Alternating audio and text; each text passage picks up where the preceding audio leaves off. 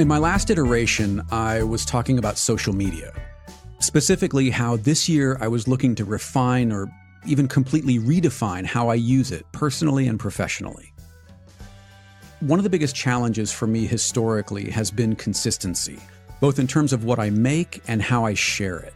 And I think the bulk of the challenge comes around just how much I'm trying to do, and the fact that when I look at it on paper, I end up almost feeling paralyzed by the weight of my own ideas. And as a response, I don't do anything. Sean Tucker reached out after listening to the episode and offered some terrific insights on how he uses social media, and also some suggestions for how we can use it so it feels more like a tool and less like a distraction. I'm Jeffrey Sidoris. I'm talking to Sean Tucker, and this is In Between.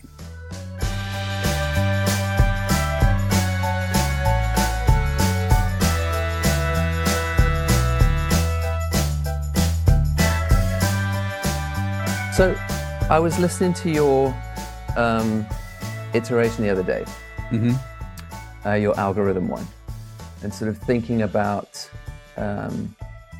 how you put things out online in terms of the things you make and how you get people engaged and the rest of it. Me personally, or the proverbial you? How we all? You, because I think I've done a lot of thinking about that for the last 2 years anyway. So I've got something that works for me. It made me rethink some things, and or at least guess some stuff. Because we have a mutual friend in Gabrielle. Yep. Who she'd heard the same episode, and we were sitting shooting together for the day, and ended up talking about the kind of necessary evils of social media and how you use it in conjunction with your art, or don't because you feel you're above it, or different people feel very differently about it. And I think it was funny talking to her because I could sort of, she was saying, "Oh, you've been in this a lot longer than me, and I'm starting to think about it."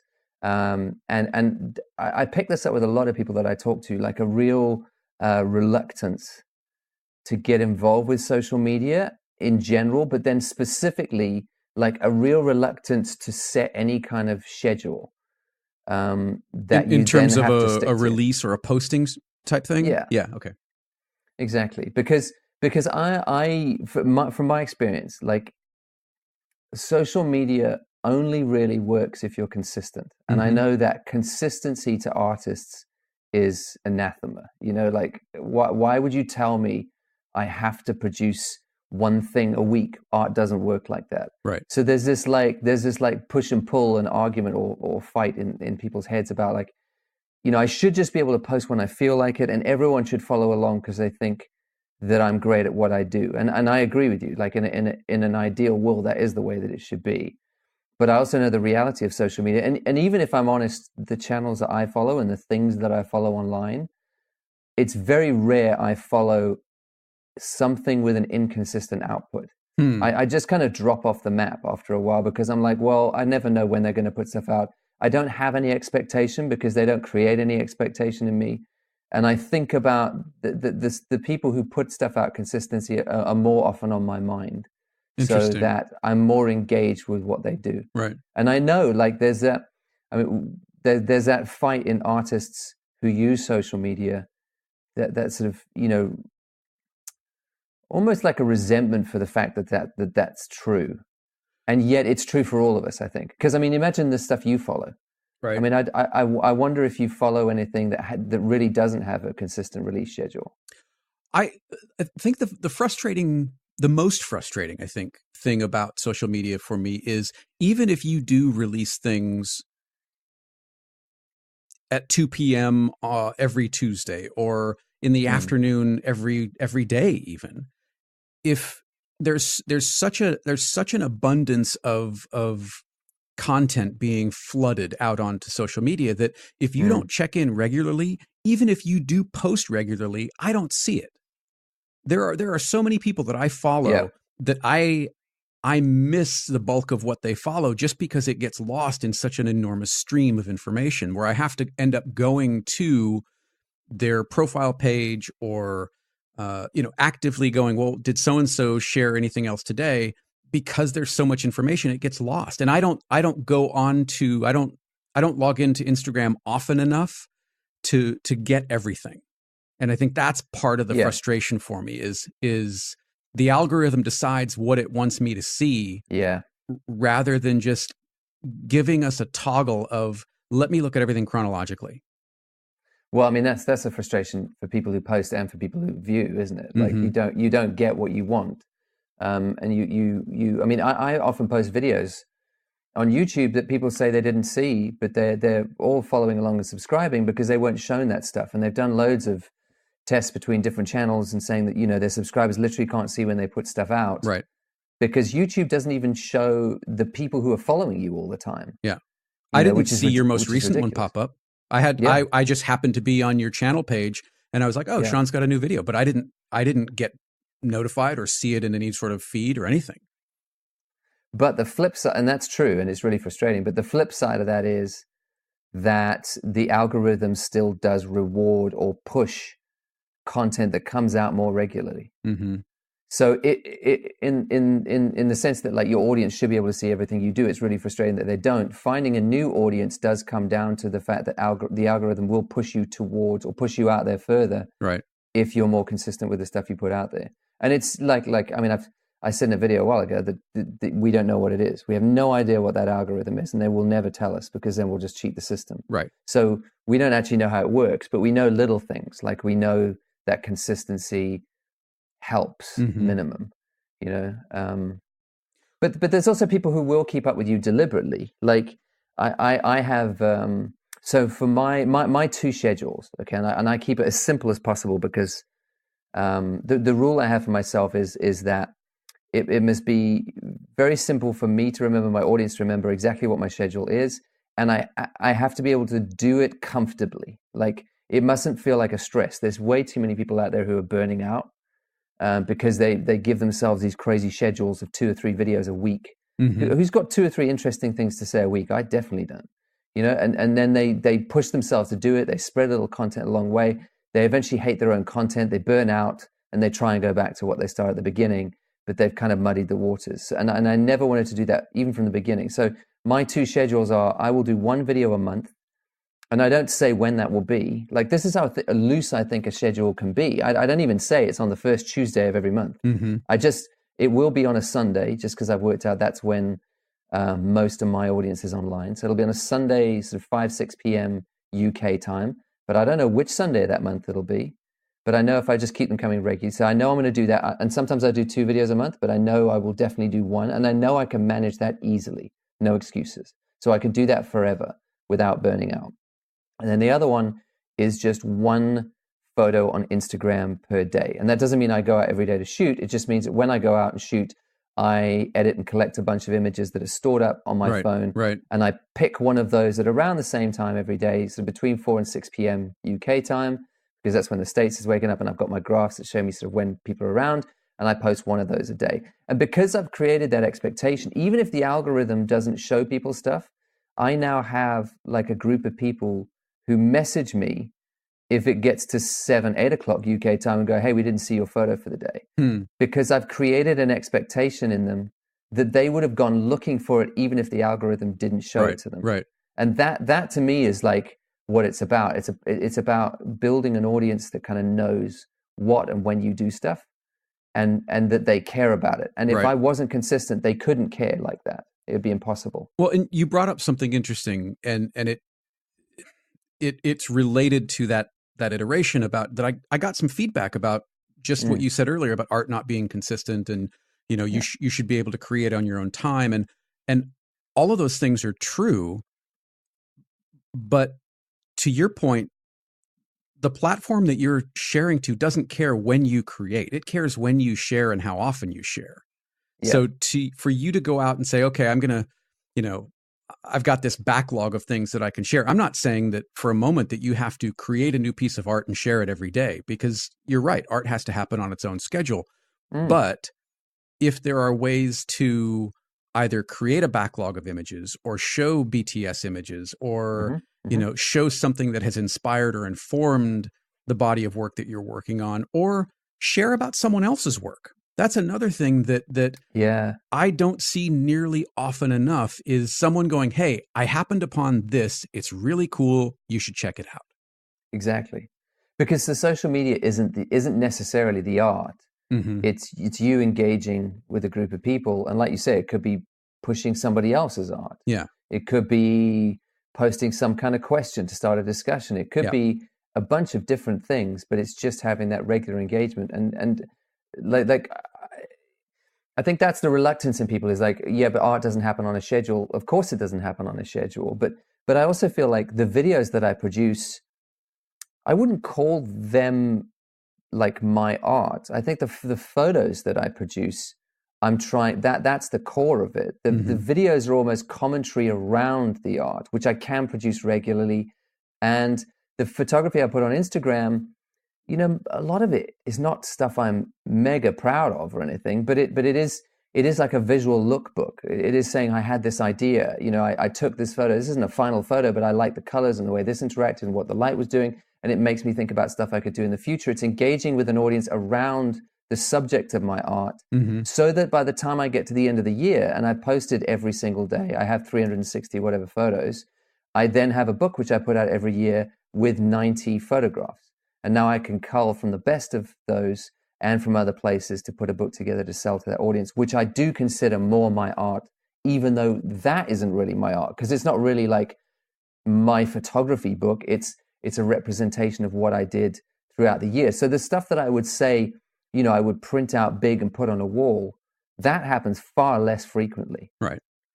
And I almost feel like the social media, everything I put out doesn't have to be a work of art. It just has to create discussion around the art that I'm doing, which doesn't have to happen on such a rigid schedule, if that makes sense. No, it does. Two things. Using social media as all business versus sharing parts of your personal life as well. Where do you feel like it's either moving to or is comfortable for you? Because I don't see a lot of, for example, let's use you because you're here. I don't see a lot of your personal life or what you're doing or where you're at. I see a lot of your photographs, and that's definitely a valid and effective way to go. Is it conscious or purposeful on your part not to show that stuff, or are you just so focused on showing the art and the sort of business side? And I don't mean that pejoratively at all. I know what you mean. I think for me personally, it is more business.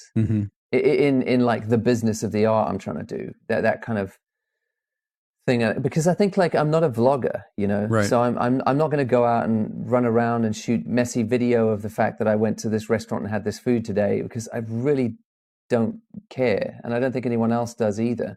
But and I think that's not why people are following along, and it's different for different people. Like I think vloggers are, you know, that's the point, is you're engaged with their lives, and it's a very, very popular medium and good for them, and that's where it gets messy and personal life becomes business.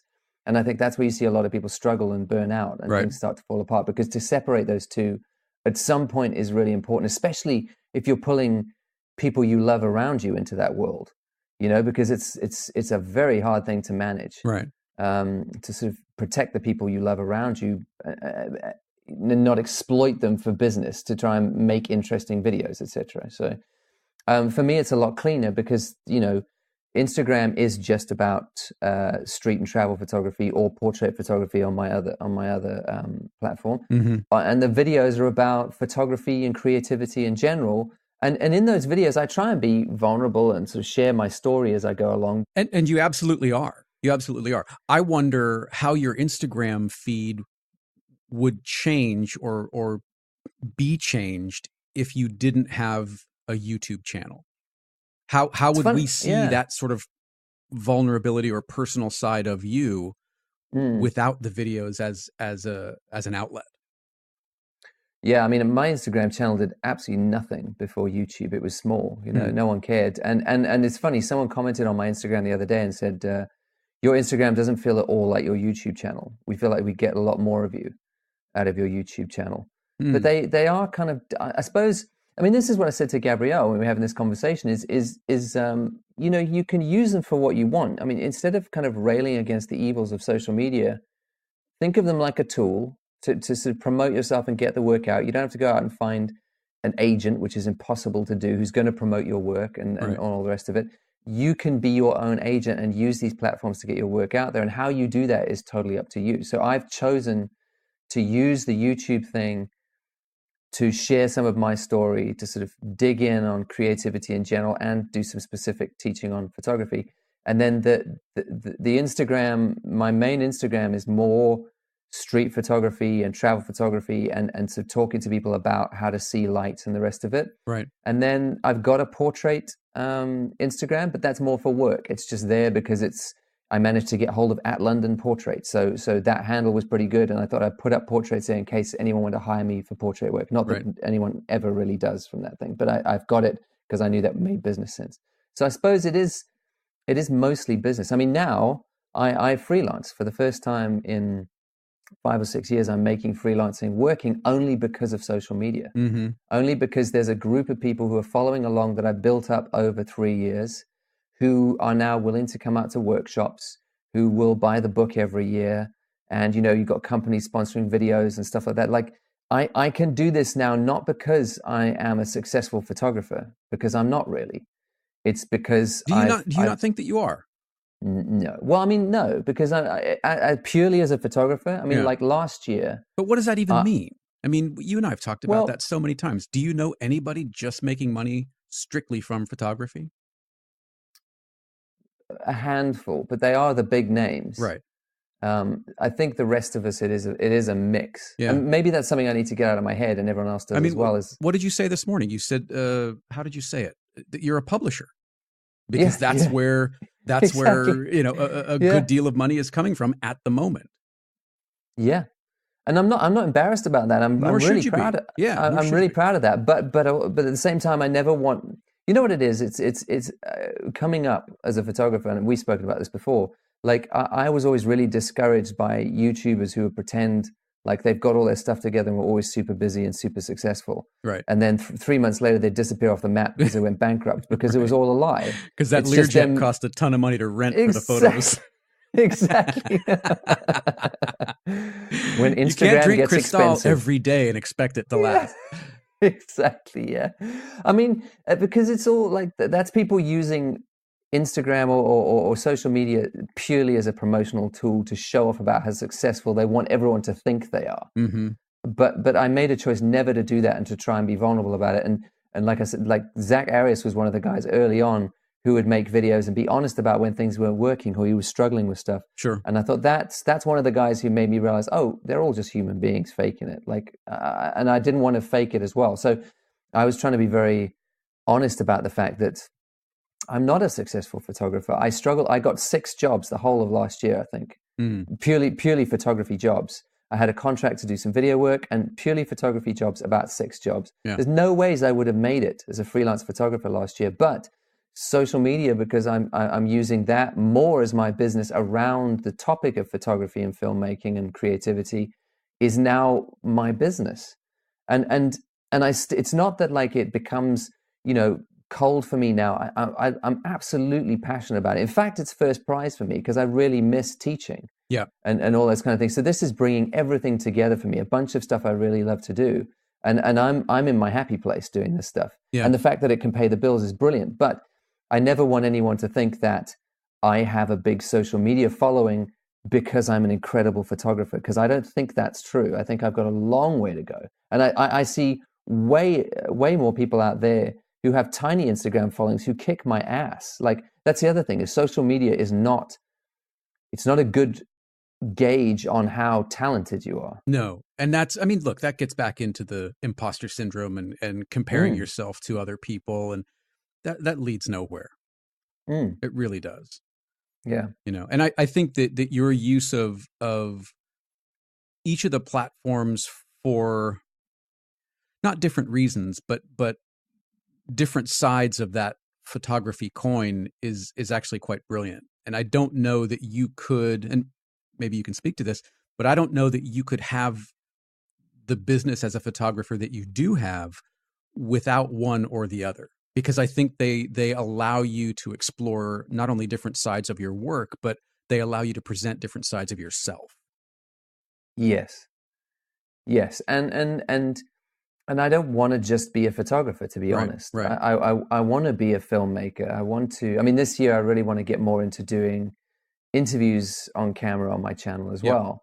I wish we would have shot video while we were in Paris together, because that would have been so much fun. We took, I mean, for those of you who don't know, we met up in Paris. Sean and I and Adrian met up in Paris, and we were there for 3 days.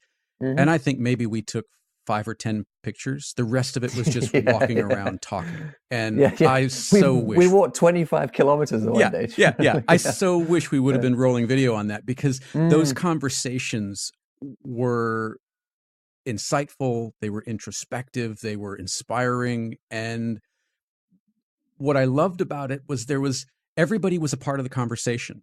You know, all three of us kind of chimed in when we were all three together, and then you and I kind of went off, and there was an intimacy there that you don't often see or hear when you're watching video conversations between creatives. And I think that's where you excel in your channel is you show that it's okay for you to be vulnerable, and your audience respects that. And I think that's the social in social media, right? And it's something that we sometimes forget because we're so busy saying, look at me, look what I made, look at me, look what I made.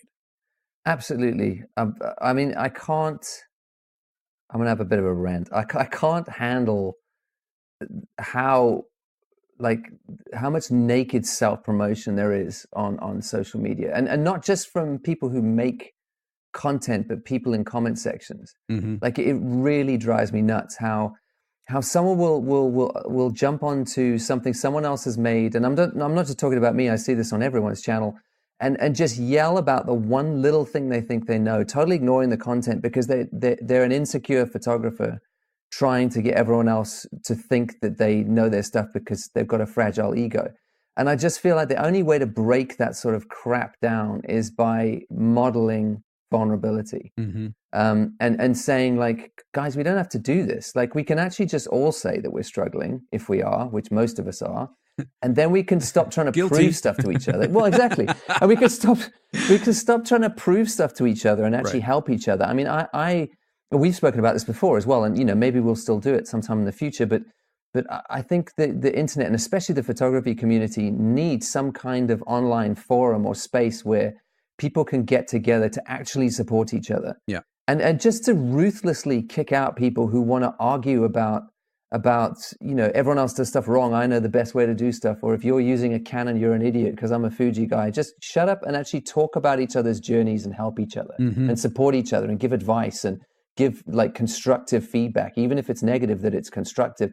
Like, there's just so little of that. You jump onto Reddit and it's terrifying often. Like, there's none of that vulnerability modeled. It's just people yelling at each other in a vacuum because they're desperate to feel significant or useful or successful. And I mean, I don't know how they're convincing themselves that's working either. It's got to be very unfulfilling.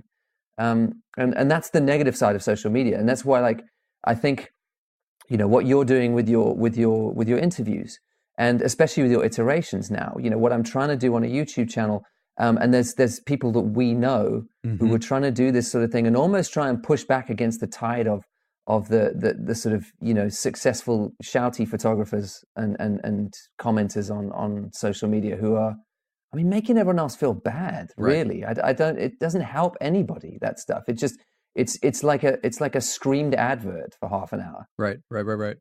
Well, and you have to wonder, what's the goal of this? Like, the person sitting there writing this out, what was going through his or her head to take time out of their day to just shit on you for no apparent reason?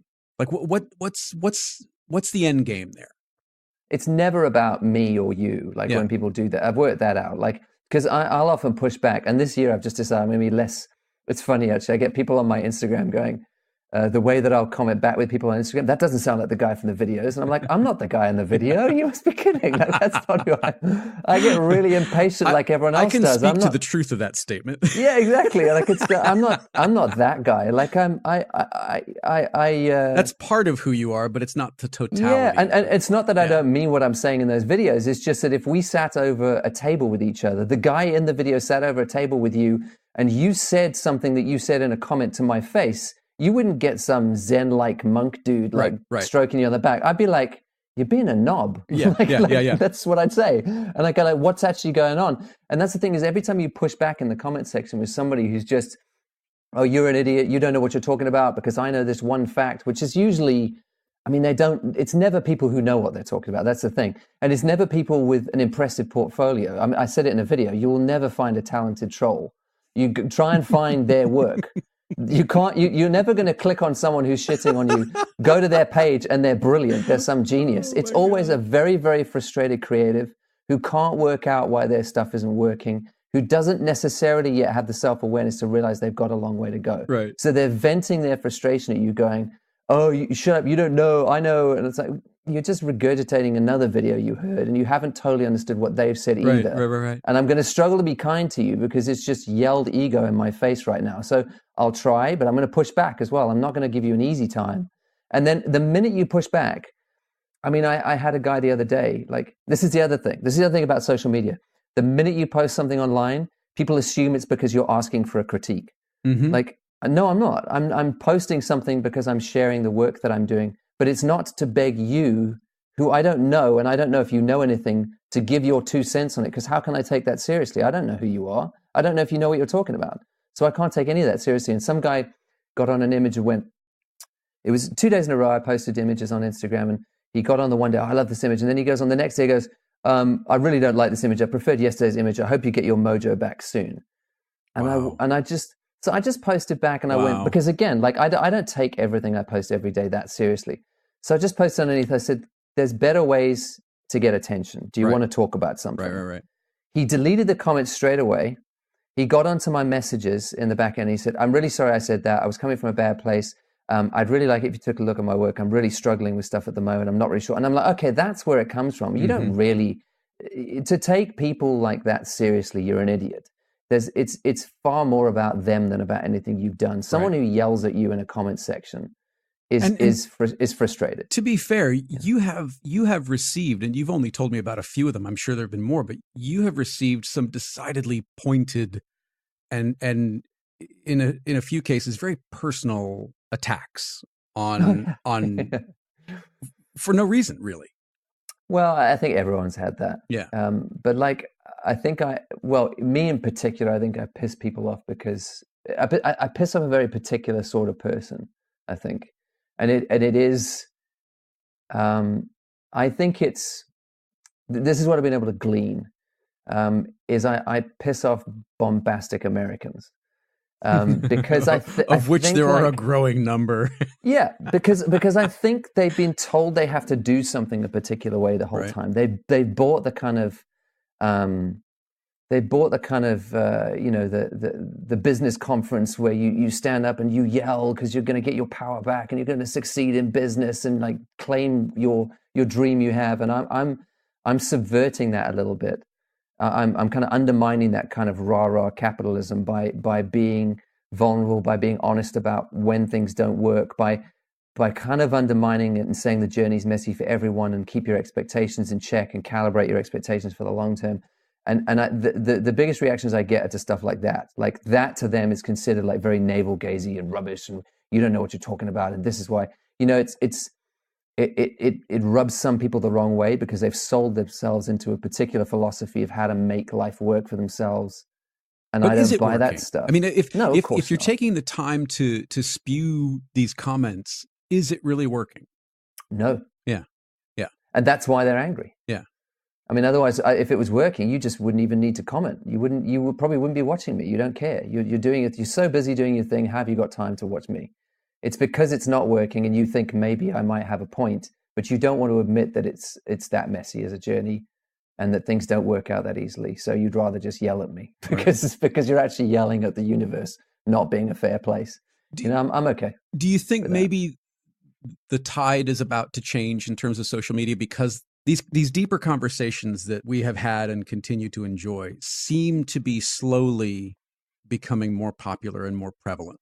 Well, and I think you're on the cutting edge of that because I think podcasting was the first to go there with longer form conversations that, were more open and vulnerable and dug deep. I mean, even like the Mark Marons and stuff who do celebrity interviews, or there's a comedy podcast in New York I've listened to they were around, one of the first, I think, like 13 years they've been going now, called Keith and the Girl, who I did a little documentary on years ago. Like those kind of podcasts were like, wow, these are people who are like, people come in and they probe and they push and to find out things, and people are very, very vulnerable and giving. And it's exactly what you're doing in that creative space with artists, and getting people to talk about the messiness of the journey. And I think everywhere else is catching up. And YouTube, even in some of the vlogging on YouTube, that gets quite vulnerable as well. I mean, I always went, because I give talks every now and again on how to use YouTube for your business. And the point I make there is like, you have to stop thinking about it like you're posting ads, because people are hungry for that reality stuff. So you had the early 2000s and the rise of reality TV and Survivor and Big Brother and all those, which was a massive, unprecedented hit in terms of numbers of people watching. But after about 3 or 4 years, those formats, the following season wasn't as exciting as the previous if they just left links to run their course, because sometimes it will, sometimes it won't, because life happens differently. Right. So they had to start scripting it a bit and faking things to always up the ante. Right. And people started to Can we get a little off. argument here? Can we get a little drama here? Yeah. Yeah. Do you know what she said about you when the camera's rolling, but you went around? Go kneecap her. Go kneecap her. So like all that, and then people started to sort of, get very cynical about reality TV, because we realized it wasn't reality. And that's when YouTube took off. You sort of had that 2006, 2007, 2008, and vlogging really becoming popular because people jumped ship to YouTube to see reality again. And I think in any format, we're desperate to hear, because we're so split up and individualized and separated off from each other, we're desperate to listen to other people's plights, so we get a bit of safety in numbers and go, oh yeah, I also deal with that. It's also rough. Right. And these kind of formats, I reckon it is shifting fast. I've got a friend who actually, he manages a couple of very big YouTubers. That's his job.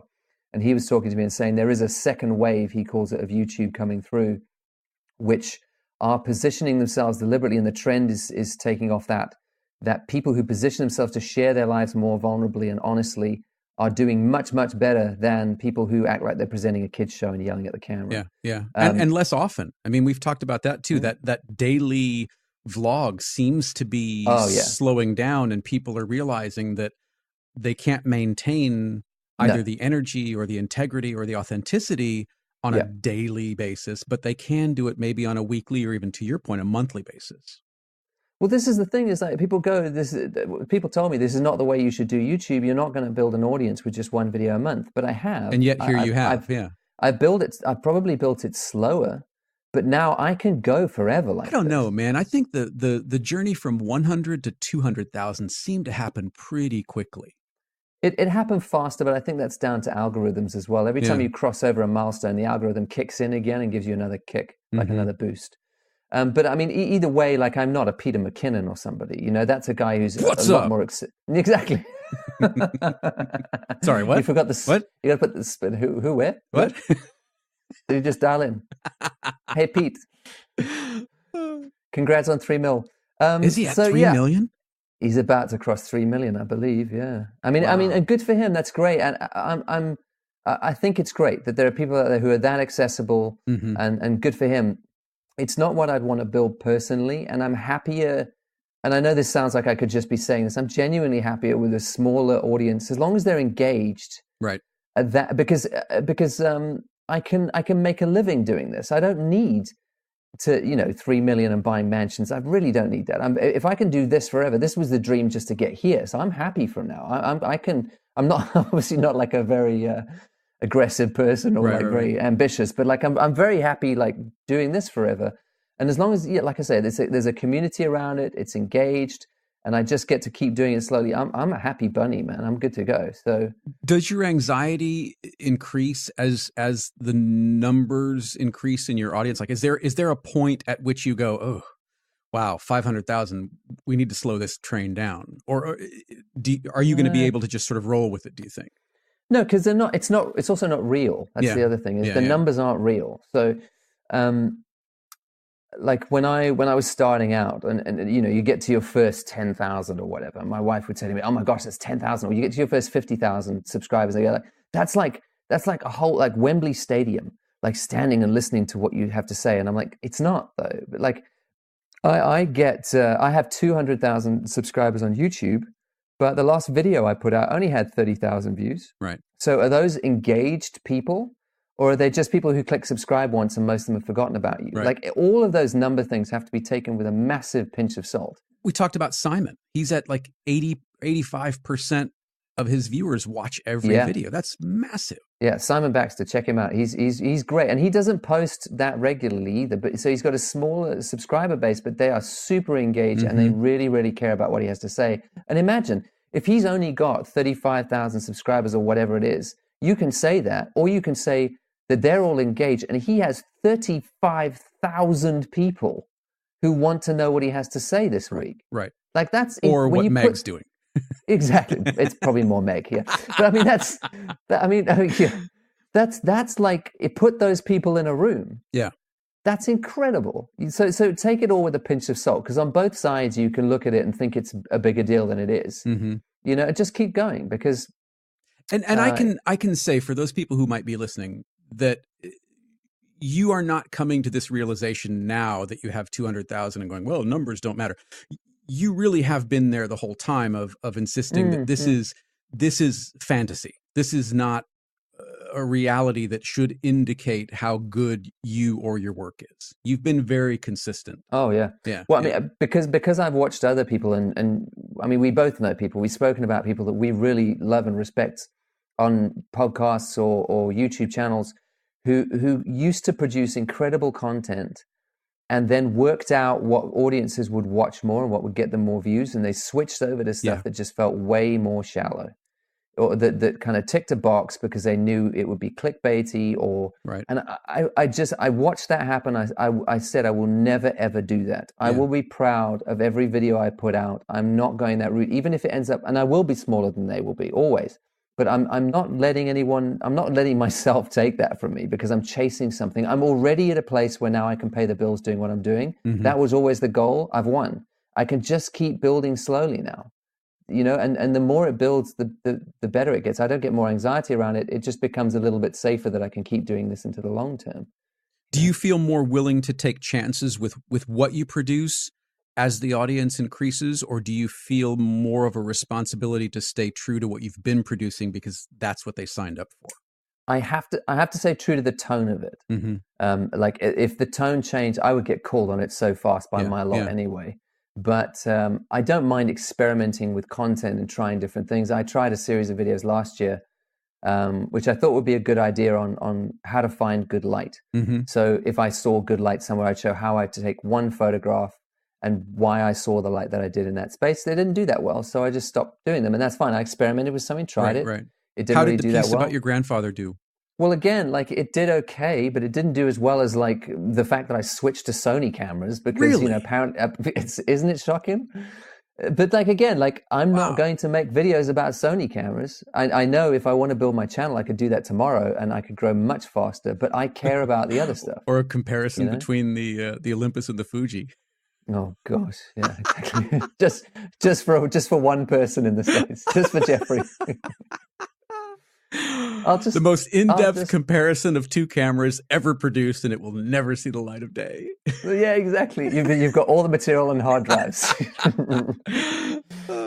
You've probably got your own hard drive on it, haven't you? I could fill a drive with what? Yeah.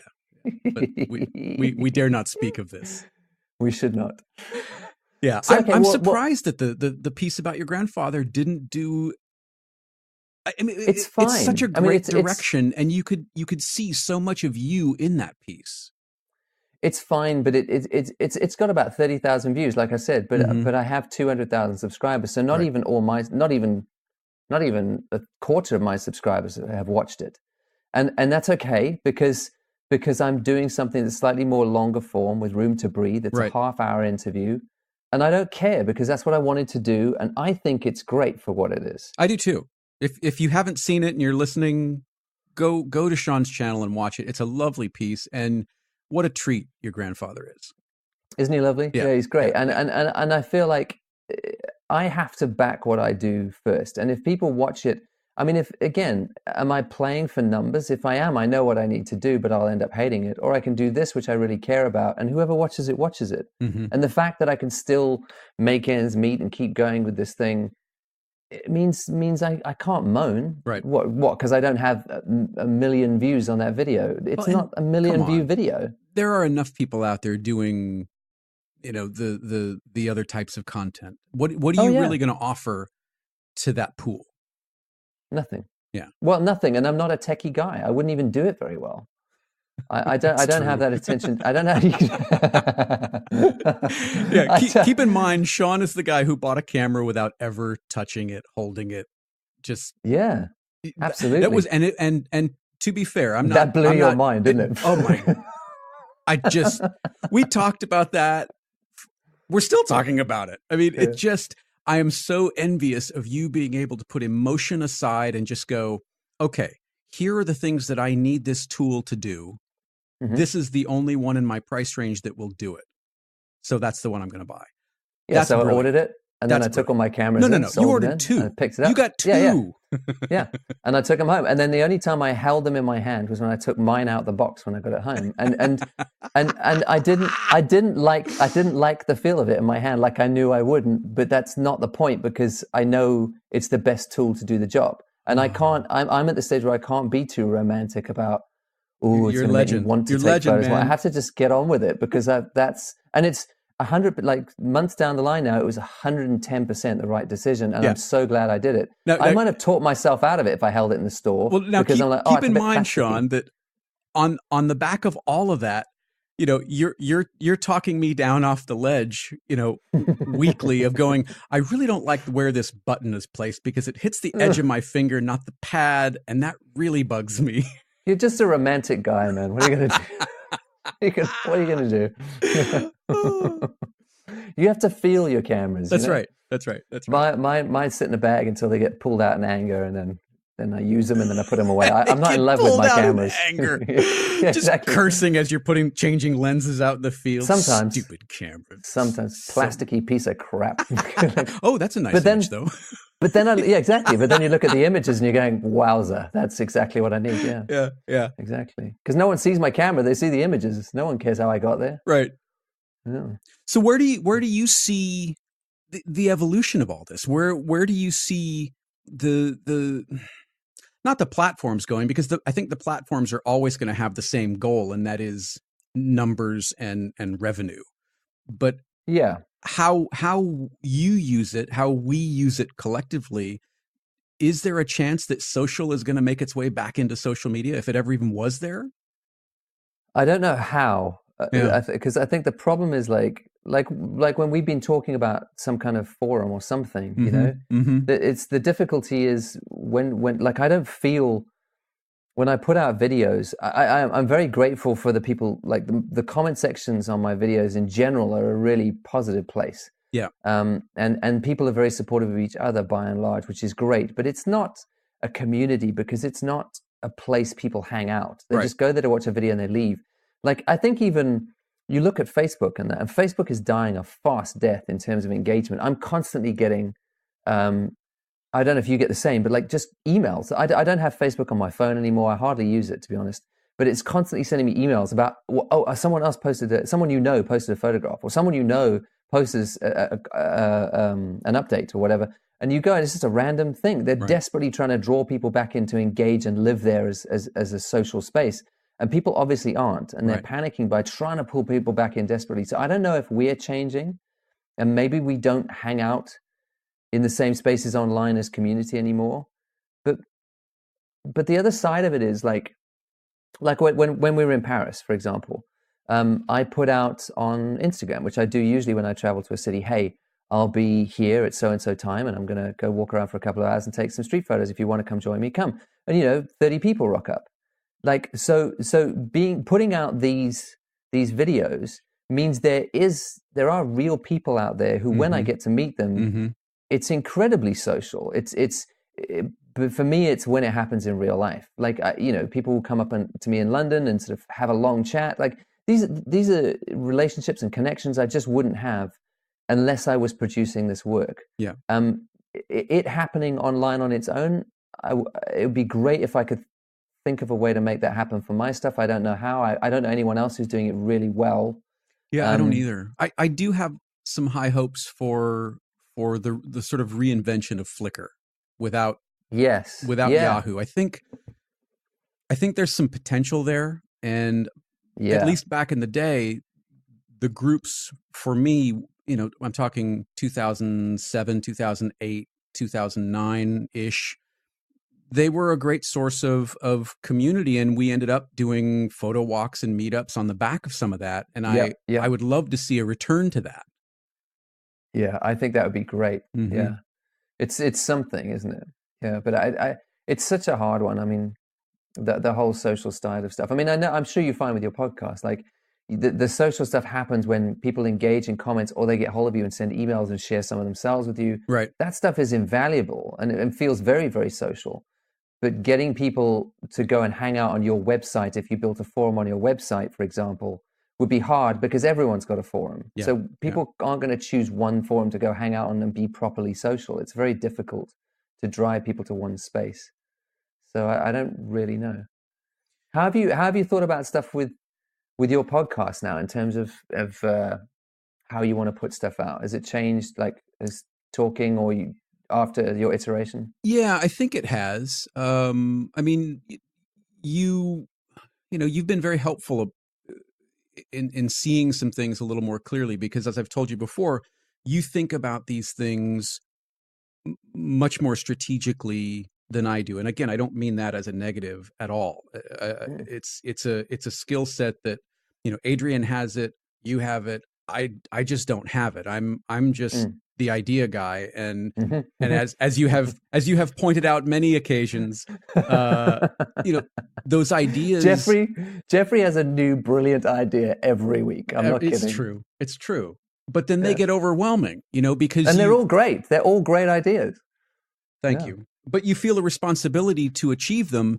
And when you add that new idea onto the other 40 ideas that you haven't acted on yet, then, I forget how exactly you put it, but it was something to the effect this morning of you just end up staying in bed because you realize you're not going to get any of them done, Well, because you overwhelm yourself, don't you? Yeah. So I think consolidating all the shows into one feed, and I've been trying to get this everything feed up and running for a little while and telling people about it, but I think moving forward, and maybe March 1st, that might be enough time for people to kind of migrate over, maybe April, but I think March would probably be enough time.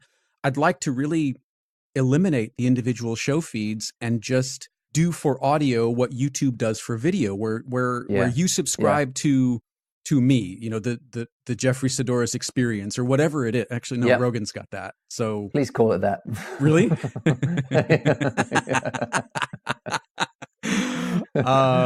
And you'll get, everything I produce. And I think if I can promise you're not going to get one iteration every week, you're not going to get one PD every week, you're not going to get one in between every week, but you will get one podcast every week. One of those shows, and at least one of those shows, because I think that's manageable. Yeah. Certainly much more manageable than saying, okay, I want to do, 4 process drivens a month, which is, if that's all I was doing, okay. Yeah. But scheduling is very difficult. Yeah. People's lives are busy. They change. They ask to reschedule, or they can't do it until the following month. And if you don't have a backlog of episodes already recorded, then you've got nothing for that week and you end up scrambling. Yeah. Whereas if I take all 3 of these shows and then one-off conversations and sort of random, rants or tirades that happen more regularly than I probably should admit, many of which you're present for. Love them. I think doing it that way and saying, look, if you subscribe to this one feed, you'll get everything I do. And that feels much more productive, and it feels like each of those shows kind of references or informs one another anyway. So I think the content will be more interesting as a result of it, because I'm not scrambling simply to fill a time slot. And there's so much precedent for that. I mean, so many YouTube channels have different sorts of shows that go out within that channel. So like take Peter McKinnon, for example, he'd do like a long form vlog, and then he had his 2-Minute Tuesday things he did for a while. There were different sort of shows that went out within the same channel. So the fact that you have a few different shows with different emphasis that go out through the same feed, you're getting one a week, but it's going to be spread out between those slightly different focuses. I think is great. Yeah, I think so too. Well. And again, I can't thank you enough for helping me to sort of wrap my head around the fact that it's all valuable, it's all sort of important, and getting those different types of content, whether it's a 5-minute iteration or an hour and a half long process driven or a 45-minute in between, it strikes different nerves or balances, not only in time that you have to listen to it, but also the type of conversations that tend to happen. You know, these in between shows are typically one topic that we just sort of wrestle with for an hour or so. And I think that then, you know, as you pointed out, this conversation came off the back of a previous iteration. And, you know, it may inspire then going and talking to Simon again, or talking to Gabrielle, who's certainly, you know, on the books for an episode of Process Driven. So I do think it presents a more sort of cohesive look at the interests that I have conversationally and the types of shows that are able to sort of deliver that. It leaves you more agile, doesn't it? Like you can respond to things and cover a lot more stuff. And I think if people are like me, we just want to hear what you have to say. That's why we're subscribed. And I think having those different outlets with those different flavors, I think is really great. Yeah. Brilliant. I mean, thank you. And I still think the elephant in the room is YouTube. And you know, we're still working on trying to figure out what that looks like. But I think maybe mono is certainly a great avenue for that. Little 15-minute videos. Again, I can do those once a month or so and have that as an addition to the stuff that's already done, and also release it as audio in the main feed. If you want to listen to it and just listen, that's great. If you want to watch it, then you can go to YouTube and watch it. So I think that meeting that audience where they are is certainly very, very valuable. I think so. Yeah. I mean, and I said to you, and I'd say it to anyone, is sit down with a piece of paper, no matter how many ideas you have, and put down a schedule on that piece of paper that you are 100% sure you can comfortably meet into the future, long term. Because setting up that precedent up front and putting it out there means you're going to relax. You're going to be able to settle in and really focus on the stuff you want to do. You're not going to feel bad because it's easy to accomplish the schedule you have, and then just plug away at it for a while. And when the new ideas come up, put them in a book, keep them on the side. If you've got the extra capacity, do it, but make sure that schedule gets met. And that's the only way to build that audience over time, is just to create that expectation. Thank you for listening to this episode of In Between. I hope you enjoyed it. If you've listened to In Between before, or have listened to recent episodes of my other shows, Iterations and Process Driven, you've heard me mention my Jeffrey Sidoris Everything feed. Well, over the next several weeks, I'm going to be phasing out the individual show feeds and instead using just the Everything feed for, well, everything. I'll be releasing more details about what's coming in 2019 soon, but the short version is, if you're enjoying In Between and Iterations and you've been waiting for new episodes of Process Driven, which I promise are coming soon, please consider subscribing to Everything so that you don't miss anything. You can connect with me on Instagram and Twitter at Jeffrey Sidoris, that's JeffreySadoris, or on my website at jeffreysidoris.com. And if you'd like to send me an email, you can do that at talkback@jeffreysidoris.com. Connect with Sean Tucker on Instagram at Sean Tuck, that's SeanTuck, or on his YouTube channel at Sean Tucker Photo, or by visiting his website, seantucker.photography. Again, thank you very much for listening. I appreciate you being here, and I'll talk to you on the next one.